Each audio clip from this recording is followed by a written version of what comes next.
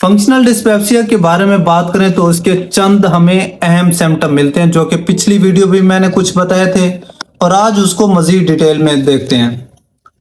जो functional dyspepsia होता है उसके चंद हमें जो बेसिक और बहुत ही अहम सिम्टम मिलते हैं, उनमें ये होता है कि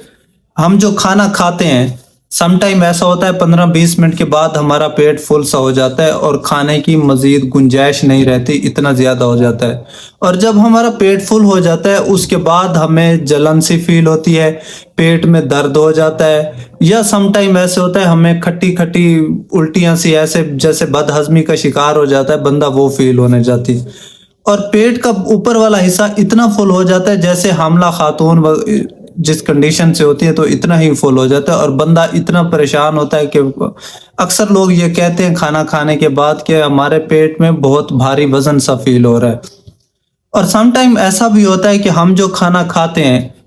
भूख बहुत ज्यादा लगी होती है, लेकिन जब 3 से 4 या 5 निवाले लें तो उसके बाद खाना खाने को दिल ही नहीं करता।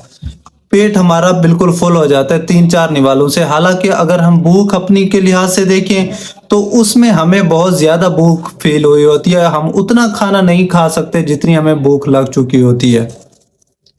और इसके साथ साथ